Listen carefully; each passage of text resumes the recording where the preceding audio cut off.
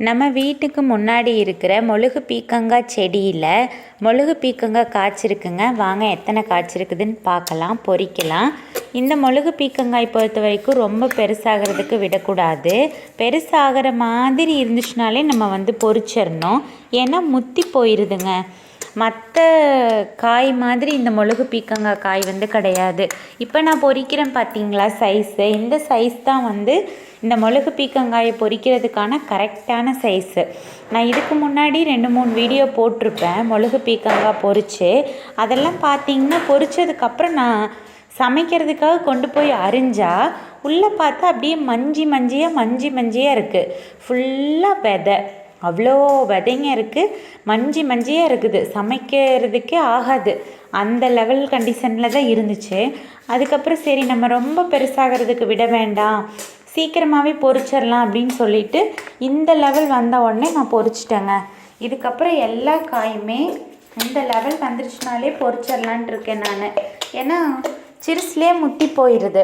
பார்த்தா சின்ன காய் மாதிரி தான் தெரியுது, ஆனால் உள்ளே அரிஞ்சு பார்த்திங்கன்னா ஏகப்பட்ட விதை இருக்குது, மஞ்சியாக இருக்குது, முத்தி போயிடுதுங்க. ஸோ மொழுகு பீக்கங்காய் நீங்கள் வச்சுருக்கீங்களா உங்கள் வீட்டில் அப்படின்னு மறக்காமல் கமெண்ட்டில் சொல்லுங்கள்.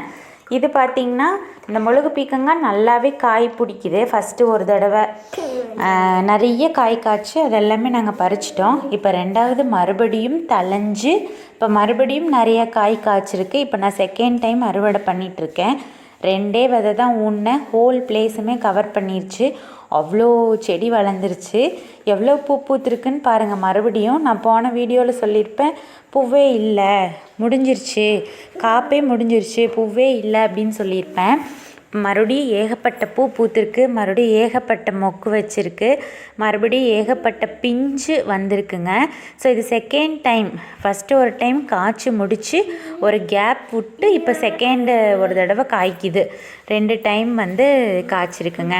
ஸோ இந்த மாதிரி ஒரு 2 விதை வாங்கி நீங்கள் ஊனி விட்டுட்டீங்க உங்கள் வீட்டுக்கு முன்னாடி, உங்கள் காம்பவுண்டு செவுத்தில், உங்கள் வேலி மேலே ஊனி விட்டுட்டிங்கன்னா அப்படியே ஒரு காய் காய்ச்சிக்கிட்டே இருக்கும். நம்மளுக்கு ஏதோ 2 காய் பொரியல் செய்கிறதுக்கு தாட்டும்.